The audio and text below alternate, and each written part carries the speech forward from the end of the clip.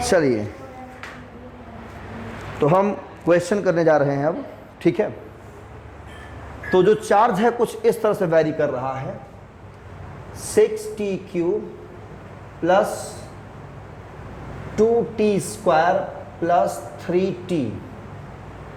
Charge कुछ इस तरह से वैरी कर रहा है, इतना कूलम्ब है आपका, ठीक है। नोट कीजिए, varying such as Q = 6t³ plus 2t² plus 3t।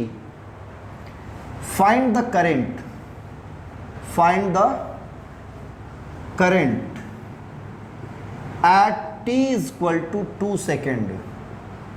How much? at t = 2 second पर आपको क्या कैलकुलेट करना है बच्चा? करंट कैलकुलेट करना है ना। तो मैं चाहूंगा पहले आप लोग 2 मिनट ट्राई करिए, उसके बाद हम शुरुआत करेंगे। तो पहला आपने सॉल्व किया होगा कैसे, इसका डिफरेंशिएट करेंगे आप लोग, है ना। इस वाले का I = dq/dt, इस q की वैल्यू यहां पुट करेंगे d/dt of 6t³ plus 2t² plus 3t। Differentiate करना आता है सबको, वेरी गुड। इसमें कांस्टेंट क्या होगा, बाहर होगा d/dt ऑफ t³, यहाँ भी कांस्टेंट बाहर होगा d/dt ऑफ t², यहाँ भी कांस्टेंट बाहर होगा d/dt ऑफ t। इसकी वैल्यू कितनी होगी, 3t², बोलो होगा 3t²। ये कितना होगा, 2 × ये 2t हो जाएगा और ये 1 हो जाएगा। तो finally 18t² plus 4t plus 3, ये आपका करंट आ गया। आपको निकालना है एट t = 2 सेकेंड पर, तो यहाँ 2 रखेंगे तो I की वैल्यू क्या मिलेगी हमें, 18 × 2 का स्क्वायर प्लस 4 × 2 प्लस 3, ये 4 हो जाएगा। 18 × 4 कितना हो जाएगा,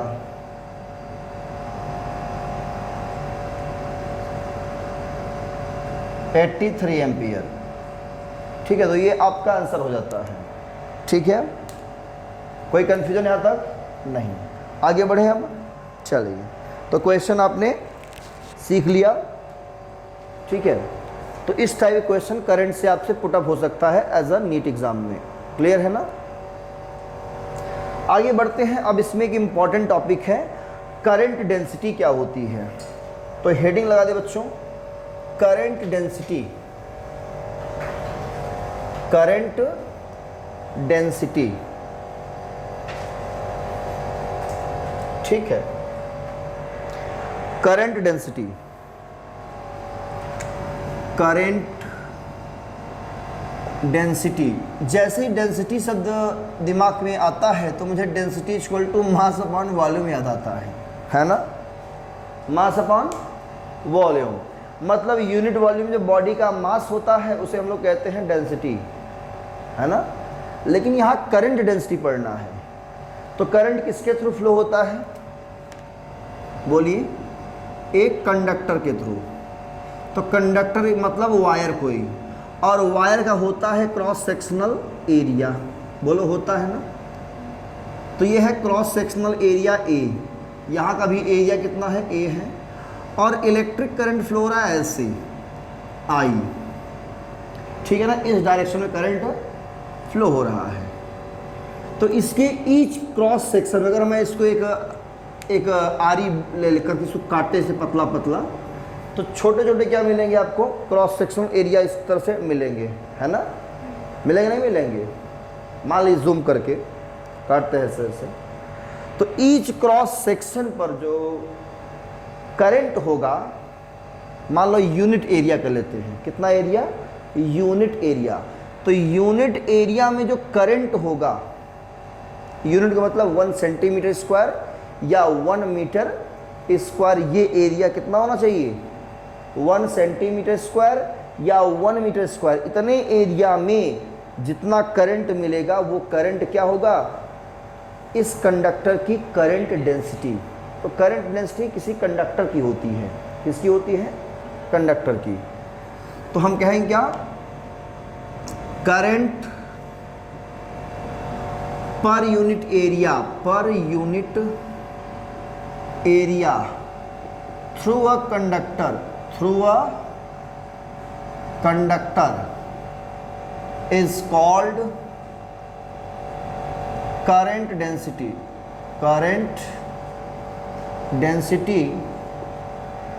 it is denoted by J तो J इक्वल टू होता है करंट अपॉन एरिया। ये है फार्मूला इसका। इसकी SI यूनिट क्या बनेगी? J। इसका एम्पियर, इसका metre square. Ampere per metre square क्या होगी? करंट। इसकी SI यूनिट बनेगी। ठीक है। और ये किसी पॉइंट का दिखते हैं। जैसे मान लो इस पॉइंट पर करंट का डायरेक्शन इधर है, पॉजिटिव चार्ज का फ्लो का डायरेक्शन इधर ही है, एरिया वेक्टर किधर होगा? इधर ही होगा। ठीक है ना? तो इस पॉइंट पर current density J equal to I by A निकालते हैं। ये कैसी क्वांटिटी है? ये वेक्टर क्वांटिटी है। It is a vector quantity. ये एक वेक्टर क्वांटिटी होती है बच्चों, और वेक्टर फॉर्म लिखते हैं I by vector A। Area एक कैसी क्वांटिटी है? वेक्टर क्वांटिटी है बच्चों।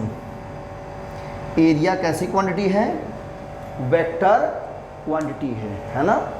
एरिया वेक्टर, तो ये भी क्या हो जाएगा? वेक्टर। जबकि I क्या है आपका? I हमारा स्केलर क्वांटिटी है ना?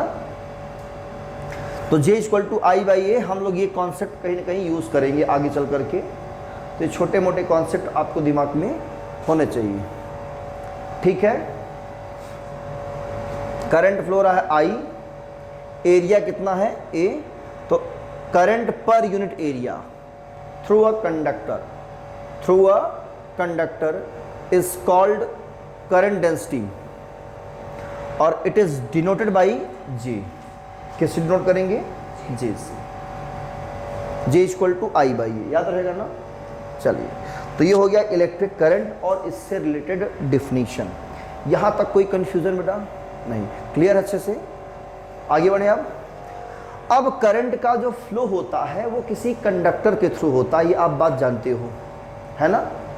तो किसी भी कंडक्टर में करंट का फ्लो क्यों होता है, कैसे होता है फ्लो, ये हम माइक्रोस्कोपिक लेवल पर जाकर समझेंगे। माइक्रोस्कोपिक लेवल का मतलब ये होता है इलेक्ट्रॉन प्रोटॉन के बेस पर जाकर के हम चेक करेंगे। ठीक है ना? किसके बेस पर जाकर के?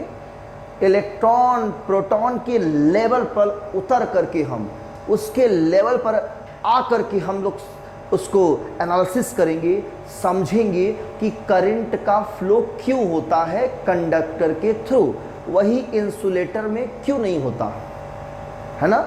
है ना बात पता की? पॉइंट में दम है? बोलो, ये क्या है? मार्कर है ना? ये क्या है? इंसुलेटर। बोलो है? इसमें करंट क्यों नहीं फ्लो होता? ये भाई हम लोहे का रॉड पकड़ लें और इसमें लगा दें, धीरे से हम इसमें डाल देते हैं। देखो भाई क्या होता है, अभी पकड़ लेगा तो हम ही चिपके रह जाएंगे ऐसे, है ना? ये जो करंट है स्विच यहाँ पे लगा हुआ है, ऐसे लोहे का रॉड धीरे से डाल देते हैं, क्या होगा? देखो अभी कितना बढ़िया प्यारा सा फील आएगा, झटका। अभी इसको डाल देते हैं, इसको डाले, इसमें तोड़ फोड़ दे, कोई फर्क ही नहीं पड़ेगा इससे। मतलब करंट फ्लो नहीं हो रहा है। किसके थ्रू? ये इंसुलेटर। हमारी बॉडी क्या है? गुड कंडक्टर है। क्या है? किसके लिए? इलेक्ट्रिसिटी के लिए। अच्छी तरह से करंट फ्लो होगा। आप शायद उंगली डाल के चेक कर सकते हो, चेक मत करना बेटा कभी भी, क्योंकि ये बहुत बड़ा हादसा हो जाएगा, है ना? सिर्फ जानो इसको, सीखो, सच में होता है ऐसा। आप नहीं करो हमको फिजिक्स सीखना है तो ऐसे ही सीखेंगे, ये तो गलत हो गया ना, है ना? कुछ बच्चे कर लेते हैं ऐसा, है ना? तो करंट ऐसे कभी मत सीखना। करंट जब सीखना है तो हम लोग बोर्ड पे डायग्राम को समझ समझ के, जो बुक में बातें लिखी गई हैं उसी चीज़ को हम लोग क्या करते हैं? एनालिसिस करते हैं। बस प्रैक्टिकल करना होगा तो उसके लिए इंजीनियरिंग बना हुआ है। तो प्रैक्टिकल वहाँ टेस्ट सावधानी से आपको सिखाया जाता है कि ये लो इलेक्ट्रिकल में सिखाया जाएगा आपको, इलेक्ट्रॉनिक्स में, है ना? इलेक्ट्रिकल में सिखाया जाएगा। ये टेस्टर है, इसको टेस्टर बोलते हैं। ये टेस्ट करेगा, अगर चेक करोगे इसमें लाइट जलेगी, है ना? तो समझ जाओ करंट आ रहा है, नहीं तो करंट नहीं आ रहा है। तो सब चीज़ सिखाई जाती है उसमें इंजीनियरिंग, मतलब बीटेक जो करता है बच्चा। तो आपको सिर्फ उसका क्या सीखना है? थ्योरी सीखनी है। क्या सीखनी है? थ्योरी, तो प्रैक्टिकल चक्कर में कम पढ़ना, ठीक है ना। चलो तो हेडिंग डाल दो electrical conduction through a conductor, electrical conduction, electrical conduction, conduction, conduction through a conductor, ठीक है ना। एक कंडक्टर के थ्रू कंडक्शन कैसे होता है, कंडक्शन का मतलब फ्लो ऑफ करंट, ठीक है ना। अब इसको सीखेंगे हम लोग माइक्रोस्कोपिक लेवल पर जाकर के। किस लेवल पर जाकर के? Microscopic level. ये आपका प्यारा सा कंडक्टर है, देखो प्यारा सा है कि नहीं है, बढ़िया सा कंडक्टर। अब ये कंडक्टर इतना बड़ा होता है, आप लोग सोच रहे होंगे, अरे जूम करके दिखा रहे हैं। कंडक्टर का मतलब मालूम है क्या? पतला सा वायर, जो वायर देखो यहाँ पे आई है ना, ये वायर, इसमें आप देखेंगे और पतला पतला वायर रहेगा, ज्वाइंट रहता है। एक वायर की मैं बात कर रहा हूँ, है ना। कई पतले पतले वायर जो होते, इसको घुमा करके जो है उसके थ्रू करंट हम लोग सप्लाई देते हैं। एक पतले से वायर करंट डालेंगे तो वायर गल जाएगा, पिघल जाएगा, तब तो काम खत्म हो जाएगा, है ना। तो आइए समझते हैं। थोड़ी बहुत केमिस्ट्री इसमें इन्वॉल्व होगी आप लोग की। क्या इन्वॉल्व होगी? केमिस्ट्री। केमिस्ट्री पढ़ रखा है। ये क्या है? कंडक्टर है, कंडक्टर, ठीक है। चलिए, इसके थ्रू करंट फ्लो होगा, कैसे फ्लो होगा? अभी हम बैटरी वगैरह से कुछ नहीं जोड़ेंगे, बैटरी से बाद में जोड़ेंगे, ठीक है ना। अभी पहले इसका स्ट्रक्चर समझ लेते हैं, कंडक्टर से ही करंट क्यों फ्लो होता है। आपने सॉलिड स्टेट में लैटिस के बारे में पढ़ा होगा कि कुछ एटम्स मिल करके एक लैटिस बनाते हैं। क्या बनाते हैं? अपने नेबरिंग एटम्स को मिलकर, ये आ जाओ तुम, एक मतलब लैटिस का मतलब ग्रुप बनाते हैं, एटम्स, ठीक है ना। और वो लैटिस क्या करता है? मूवमेंट में रहता है लैटिस हमेशा। क्या होता है? तो जो कंडक्टर होते हैं एक्चुअल में जो यूज होता है वो सॉलिड ही होता है। कंडक्टर में क्या लेते हैं हम लोग? Solid material. इसलिए सॉलिड स्टेट की बात कर रहे हैं। जैसे ये सॉलिड है, कंडक्टर मान लेते हैं, मान लो कॉपर का रॉड है, तो कॉपर में जो जितने भी एटम्स होंगे ना, वो सब लैटिस बना के रखे रहती हैं। क्या बना करके? और वो लैटिस रैंडमली मोशन करता रहता है। 3D में दिखा नहीं पाएंगे, कुछ इस तरह से आप देखे होंगे, कुछ इस तरह से, ऐसे, है ना। ऐसे लैटिस इस तरह से जो है बने होते हैं, इस तरह से, है ना। इस लैटिस क्या करते हैं? मोशन में रहते हैं, देखा है, इस तरह क्यूब शेप में, ऐसे लाइक दिस, ऐसे, है ना। इस तरह से लैटिस होते हैं, यहाँ भी लैटिस होते हैं इस तरह से, है ना, ऐसे। बोलो, ऐसे मूवमेंट में होते नहीं होते? ये मूवमेंट में रहते हैं हमेशा। किस में रहते हैं? मूवमेंट में। मूवमेंट होने से क्या होता है? ये लैटिस एनर्जी गेन कर लेते हैं। क्या गेन कर लेते हैं? एनर्जी, मूवमेंट में होने से। एट रूम टेम्परेचर की मैं बात कर रहा हूँ, मतलब कि जो नॉर्मल टेम्परेचर होता है हम लोग का, जिसमें हम लोग जी रहे हैं, है ना, नॉर्मल टेम्परेचर, बहुत ज़्यादा गर्मी नहीं, बहुत ज़्यादा वो नहीं, तो नॉर्मल टेम्परेचर में हम बात कर रहे हैं, एट रूम टेम्परेचर। तो जो लैटिस होते हैं ये कुछ एनर्जी गेन कर लेते हैं, जिससे ये मोशन होता है। और जब मोशन होगा तो इसमें जो फ्री इलेक्ट्रॉन्स होते हैं, फ्री इलेक्ट्रॉन मतलब क्या होते हैं अब वो समझ लेते हैं। जो एटम के जो लास्ट सेल में, मतलब वैलेंस सेल में इलेक्ट्रॉन्स होते हैं, उन पर न्यूक्लियस का जो अट्रैक्शन पावर होता है वो बहुत ही वीक होता है। एग्जाम्पल बात करें एल्यूमिनियम की, इलेक्ट्रॉनिक कन्फिगरेशन करते हैं एल्यूमिनियम का, इसका 13 एटॉमिक क्या होता है? नंबर होता है 283 होता है। जो ये 3 है ना, इसको बोलते हैं वैलेंस इलेक्ट्रॉन। क्या बोलते हैं? जब यही इलेक्ट्रॉन एनर्जी गेन करके एटम से बाहर निकल जाएगा तो कहेंगे बेचारा फ्री हो गया है। क्या हो गया है? फ्री। तो इसे कहेंगे फ्री इलेक्ट्रॉन। बोलो, कह सकते हैं ना। तो हम इनडायरेक्टली ये भी कह सकते हैं कि वैलेंस सेल्स या last outer shells atom electrons are called free electrons, ठीक है ना। अब ये फ्री हो जाएंगे तो उस लैटिस के अंदर क्या करते रहते हैं, मोशन करते रहते हैं। क्या करते रहते हैं, मोशन, एक थर्मल स्पीड से, थर्मल वेलोसिटी से। किस स्पीड से, मान लो यहां वाला इलेक्ट्रॉन जा रहा है इस डायरेक्शन में, तो यहां वाला इलेक्ट्रॉन जा रहा है इस डायरेक्शन में, और यहां वाला डायरेक्शन जा रहा है इधर, और यहां इसके एक अपोजिट जा रहा है ऐसे इलेक्ट्रॉन, कोई इलेक्ट्रॉन ऐसे जा रहा है। मतलब सभी इलेक्ट्रॉन क्या होते हैं, रैंडमली मोशन करते रहते हैं। क्या करते रहते हैं, हाँ, रैंडमली और इर्रेगुलरली मोशन करते रहते हैं। कहाँ पे, लैटिस के अंदर, बिल्कुल फ्री होके मोशन करेंगे बड़े मज़े से, आराम से। अरे हम भाई फ्री हो गए, कोई रोकने टोकने वाला थोड़ी है इसको।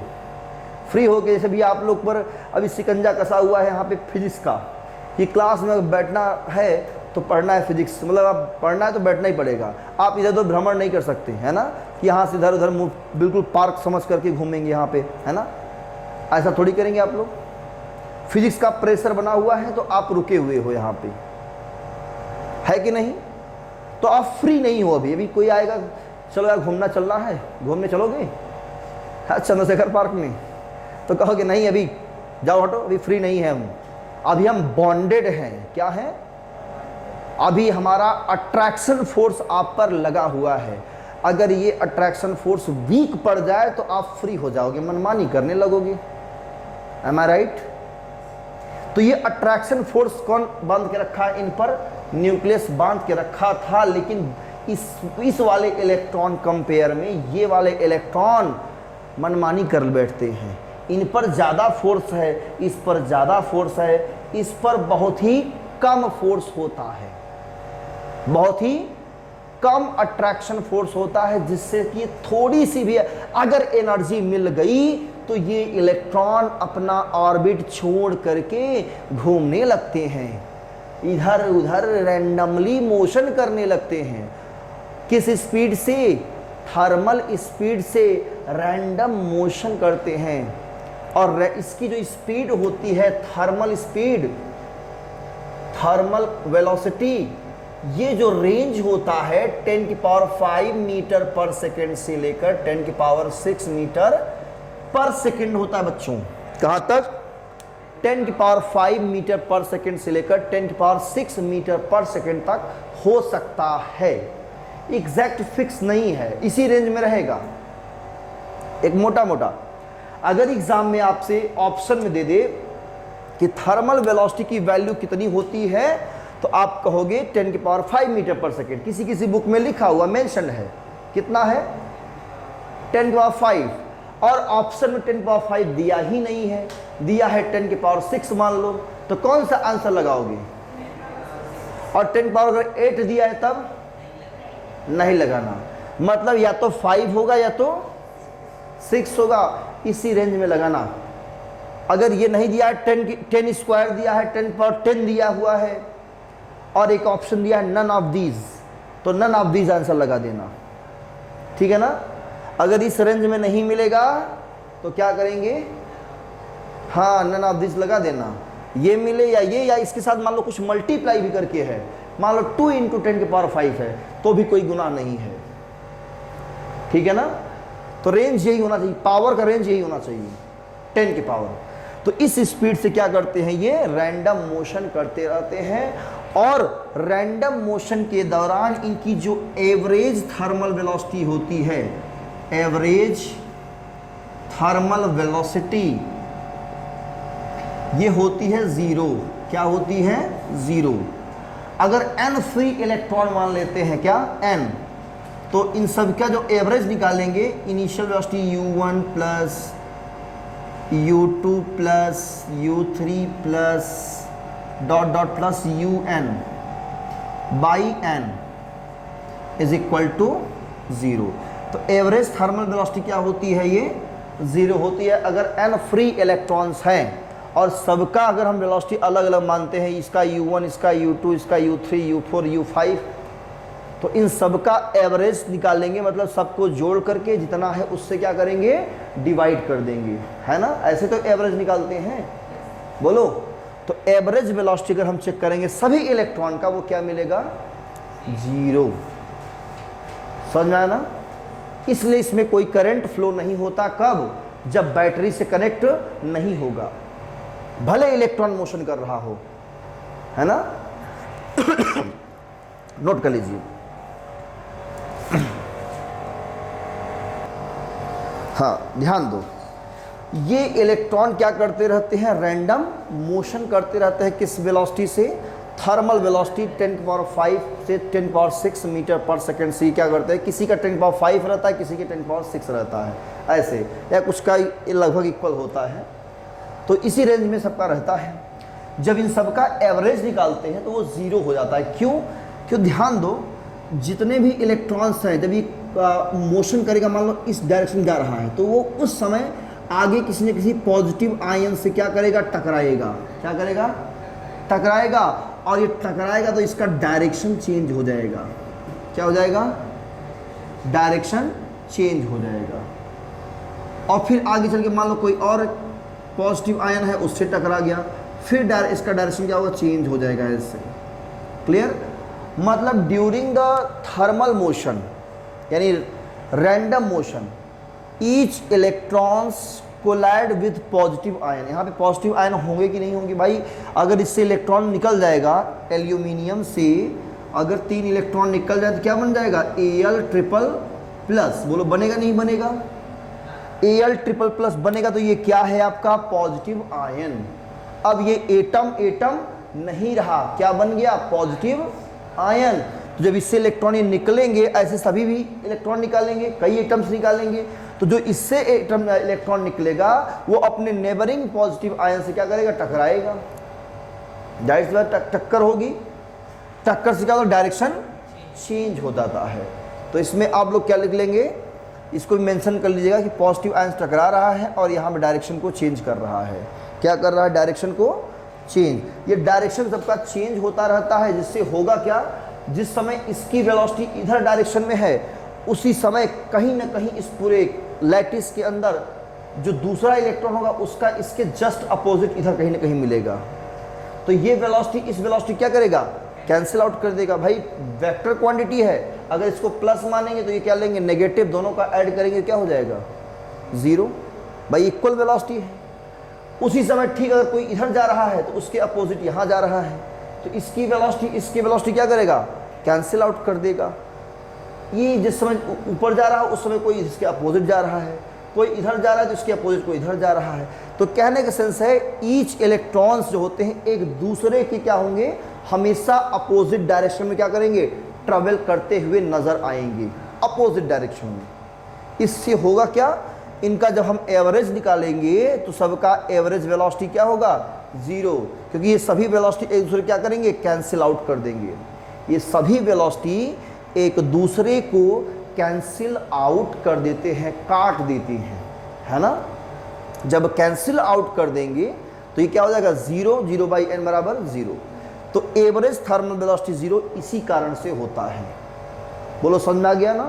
तो इनका ड्यूरिंग द क्या है, during the random motion each electrons collide with positive ions and also collide with the free electrons. जो और भी इलेक्ट्रॉन है उनसे भी ये कोलाइड करते रहते हैं, ठीक है ना, जिससे डायरेक्शन क्या होगा, चेंज होता रहता है। डायरेक्शन के चेंज होती ही कोई ना कोई ऐसा क्या होगा, अगर ये इधर जा रहा है तो उसके अपोजिट कहीं ना कहीं मिलेगा। तो सभी वेलोसिटी क्या करते हैं, दूसरे को कैंसिल कर देते हैं और एवरेज जब निकालेंगे तो 0। इस वजह से कोई नेट करंट फ्लो नहीं होता है। क्लियर। और जो ये इलेक्ट्रॉन जिस डायरेक्शन में जा रहा है, जैसे मान लो ये इलेक्ट्रॉन जा रहा है इस पॉजिटिव आयन से टकराएगा ऐसे, तो ये जो इसका पाथ है जाने का, इसके में कोई रुकावट नहीं है, तो बोलेंगे इसे फ्री पाथ कहेंगे। क्या कहेंगे इसे, फ्री पाथ। क्लियर। एक कोलिजन हुआ तो उसमें जो डिस्टेंस है वो क्या है, फ्री पाथ है। ये डिस्टेंस क्या है इसका, फ्री पाथ। यहाँ कोलाइड किया तो ये भी क्या है, फ्री पाथ। क्लियर। कोई कंफ्यूजन इसमें? तो मैं चाहूँगा पहले यहाँ तक नोट कर लीजिए फिगर में इसको, ये भी दिखा दीजिए, प्लस से टकरा रहा है, डायरेक्शन चेंज हो रहा है, यहाँ टकरा रहा है, यहाँ डायरेक्शन चेंज हो रहा है, ठीक है ना। तो कोलिजन होता रहेगा इनका और डायरेक्शन चेंज होता रहेगा, और डायरेक्शन को चेंज होने से क्या होगा, क्या होगा, वेलोसिटी से भी कैंसिल आउट कर देंगे एक दूसरे को, और एवरेज थर्मल वेलोसिटी क्या होती है, 0 हो जाती है। यही मेन कॉन्सेप्ट है, ठीक है ना। तो नोट करिए यहाँ तक। तो आई होप यहाँ तक आपको क्लियर हो गया है। तो नेक्स्ट क्लास में लेक्चर नंबर 2 में हम डिस्कस करेंगे ड्रिफ्ट वेलोसिटी पर, डिस्कस करेंगे किस पर, ड्रिफ्ट वेलोसिटी पर, और इसके आगे जो भी कॉन्सेप्ट आएंगे सब इन्वॉल्व करेंगे, ठीक है। तो ये था करंट इलेक्ट्रिसिटी का फर्स्ट लेक्चर। तो मिलते हैं अब आगे इसके नेक्स्ट लेक्चर में, तब तक पढ़िए। All the best, thank you.